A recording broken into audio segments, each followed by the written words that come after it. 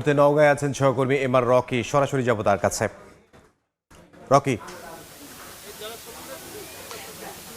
সীমান্তের এই শূন্যরেখায় গেল রাত থেকে ৩টা থেকে এখন পর্যন্ত সন্ধ্যা ৬টায়, অর্থাৎ এই যে ১৫-১৬ ঘন্টা অতিক্রান্ত হচ্ছে, একেবারে অমানবিক পর্যায়ে কিন্তু আমরা দেখছি নারী, শিশু এবং বয়স্ক রয়েছে। বিশেষ করে শিশু রয়েছে একেবারে ৩ থেকে ৪ বছরের মধ্যে বয়সের। তারা একটি ধানের আইলের ক্ষেতে সারাদিন আজকে তপ্ত রোদ পার হয়েছে। তপ্ত রোদের মাঝে একেবারে এই অবস্থায় তারা দাঁড়িয়ে রয়েছে। অবস্থান তাদের এক পাশে বিজিবি, অন্য পাশে বিএসএফ।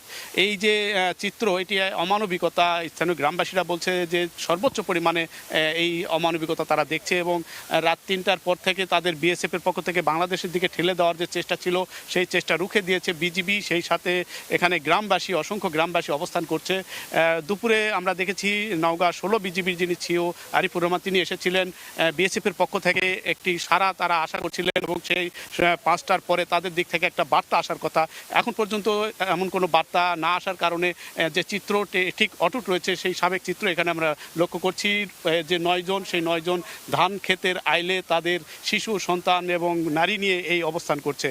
একটা অনিশ্চয়তা, এখন পর্যন্ত কোন দিকে যাবে, কি হবে, এটা কিন্তু বিএসএফ তাদের দিক থেকে শক্ত একটা অবস্থান নিয়ে দাঁড়িয়ে রয়েছে। পাশাপাশি বিজিবিও একই অবস্থায় দাঁড়িয়ে রয়েছে এবং আমরা যতদূর জানতে পারছি ভারতের পশ্চিম ভারতের যে থানা রয়েছে তপন থানা, সেই দিক থেকে সীমান্তের যে কাঁটাতারের বেড়া নিচ দিক দিয়ে তাদের রাত ৩টার দিকে বাংলাদেশের দিকে ঠেলে দেওয়া হয়েছে এবং ঠেলে দেওয়ার পর থেকেই এইরকম একটি অমানবিক চিত্র। এবং আরেকটি বিষয় আমরা দেখছিলাম, যারা এখানে অবস্থান করছে তারা তকমা দেওয়া হয়েছে বাংলাদেশি মুসলমান। এই তকমাতেই তাদের বাংলাদেশের দিকে ঠেলে দেওয়া এবং আমরা তাদের সঙ্গে কথা বলতে পারিনি, তবে যতদূর জানতে পারছি তারা ভারতীয় নাগরিক, ভারতীয় বাসিন্দা এবং ভারতীয় সেখানে তাদের ভোটাধিকার ছিল, সব মিলে তারা ভারতীয়। কিন্তু এই মুহূর্তে বাংলাদেশের দিকে ঠেলে দেওয়ার কারণে যে এই অমানবিকতা তৈরি হয়েছে, স্থানীয় গ্রামবাসীদের পক্ষ থেকে দুপুরে যদিও হালকা শুকনো খাবার দেওয়া হয়েছে, কিন্তু তাদের জীবনযাত্রা একেবারে থমকে গেছে। জীবনের শিশু সন্তান নিয়ে চরম একটি মানবিক বিপর্যয় আমরা এখানে লক্ষ্য করছি এবং সব মিলে এই পরিস্থিতির দ্রুত সমাধান চান এবং যারা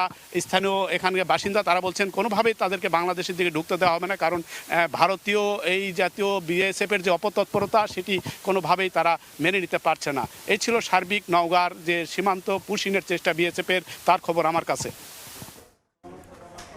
নওগাঁ থেকে সহকর্মী এবার রকি আমাদের সঙ্গে যোগ দিয়েছিলেন।